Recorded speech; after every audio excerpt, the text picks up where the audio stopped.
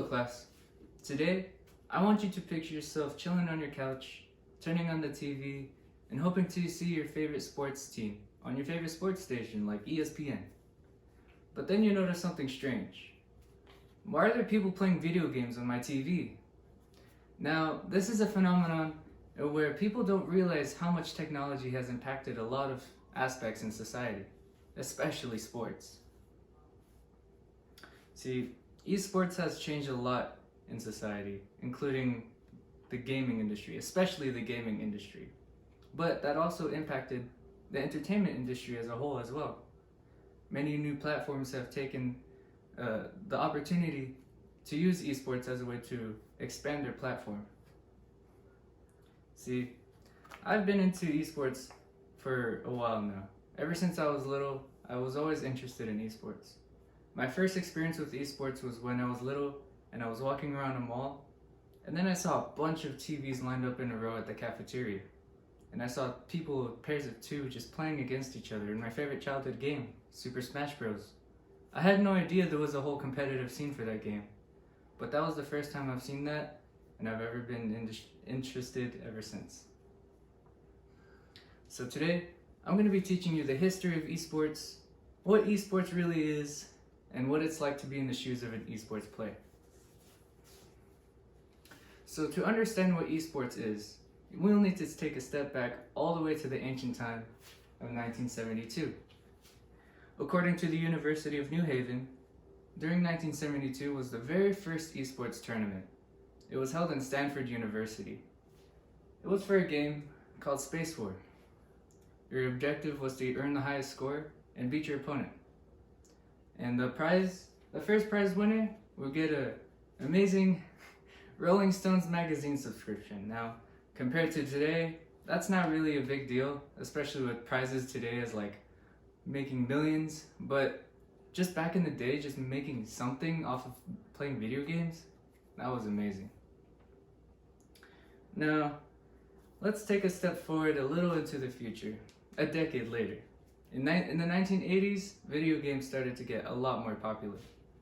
Games like Pac-Man, Tetris, Space War, and you can't forget Street Fighter 2. Street Fighter 2 is actually the one that really boosted popularity in video games and esports.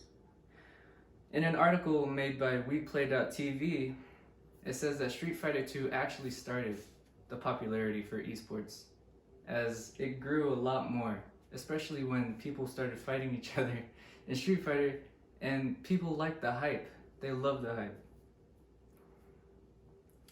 It was also the first step into getting mainstream. Now, let's transition into the early 2000s, when major tournaments and pro gaming leagues started to form. These are the teams, and this is one of the major tournaments there. This led to esports as we know it. This whole foundation is what creates what esports is today. But we still have one more question. What is esports? Well, now that you know the history, and now that you know what built up to led to what we are today, esports is quoted by the article by A.J. Willingham, describes the world of competitive gaming. Now, when they say competitive gaming, they reference many games, including Call of Duty, Fortnite, League of Legends, and Smash Bros. But those are just a few, just a bite size. Now, the reasoning why people love esports so much is mostly because of the hype. You can't have a sports game without any of the hype, or else it's just going to be dull. But esports brings the best out of you. It really shows how determined you can be and how patient you can be with your gameplay. Now, but what really truly defines the esports community, is its community. The community is what built esports in the first place. We were built from the ground up by the people, and now we're built for the people. Now, I'm going to give you a little step into what it looks like to be an esports player.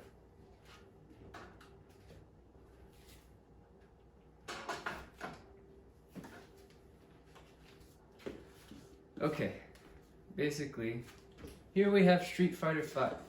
Let's create a scenario. This character here is my opponent, and I am this guy. His name is Ryu. What our goal is to be able to bait out our opponent in order to throw a move and then quickly back away from it in order to punish their whiffed move. It's sort of like boxing, you know? Every move has a range to it. This move doesn't reach him because I'm too far.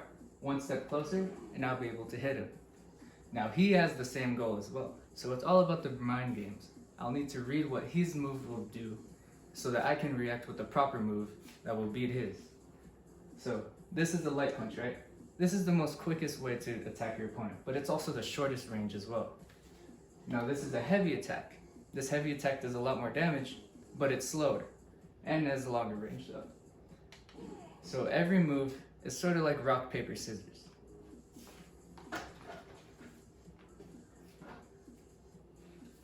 So what can we take from this today? Well, this really shows that esports has come a long way, and that it could even grow even to becoming into an Olympic event. So in conclusion, don't pass up on esports. This is a great opportunity and a great point in time to learn more about your community and learn more about technology as well at the same time. You might find some enjoyment and find similar experiences from other sports that you've watched.